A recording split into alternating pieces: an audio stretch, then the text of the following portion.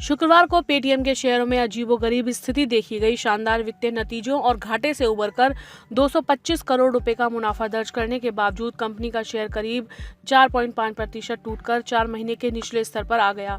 कारोबार के दौरान पेटीएम का शेयर 1115 रुपए तक फिसल गया है। बाजार की इस प्रतिक्रिया के पीछे सबसे बड़ी वजह PIDF payment infrastructure development fund के विस्तार को लेकर छाई अनिश्चितता है।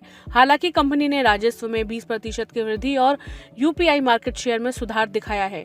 पेटीएम ने गुरुवार 29 जनवरी को मौजूदा वित्त वर्ष की दिसंबर तिमाही के नतीजे जारी किए।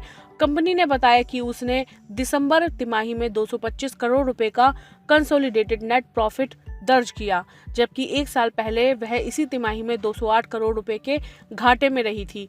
वहीं कंपनी का रेवेन्यू दिसंबर तिमाही में सालाना आधार पर 20% से अधिक बढ़कर 2194 करोड़ रुपए हो गया है, जो एक साल पहले इसी तिमाही में 1828 करोड़ रुपए थी।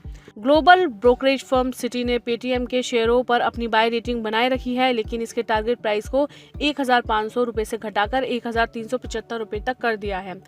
नया टारगेट शेयर के पिछले बंद भाव से 1168 रुपए से करीब 18% की संभावित तेजी दिखाता है। वहीं सिटी ने कहा है कि रेगुलेटरी इंसेंटिव्स की वापसी निकट अवधि में एबिटा पर दबाव डाल सकती है। इससे पहले पेमेंट इंफ्रास्ट्रक्चर डेवलपमेंट फंड को लेकर अनिश्चितता के कारण भी शेयर में तेज उतार चढ़ाव देखा गया है। पेटीएम के भविष्य को लेकर ब्रोकरेज हाउसों की राय बटी हुई है। CLSA ने अंडर परफॉर्म रेटिंग देते हुए 1000 रुपए का लक्ष्य रखा है। उनका मानना है कि PIDF इनकम खत्म होने से प्री टैक्स प्रॉफिट 3 से 5% घट सकता है। हालांकि विज्ञापन खर्च में कटौती से इसे कुछ सहारा मिला है।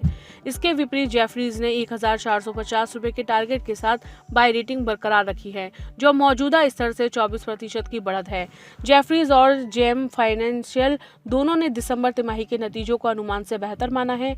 पेटीएम का प्रदर्शन एक दो-धारी तलवार जैसा बना हुआ है।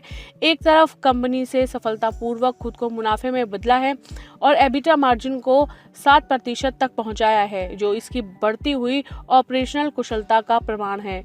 दूसरी तरफ PIDF इनकम के खत्म होने और विज्ञापन खर्चों में कटौती जैसे अस्थायी उपायों पर निर्भरता से CLSA जैसे विश्लेषकों को सतर्क कर दिया है।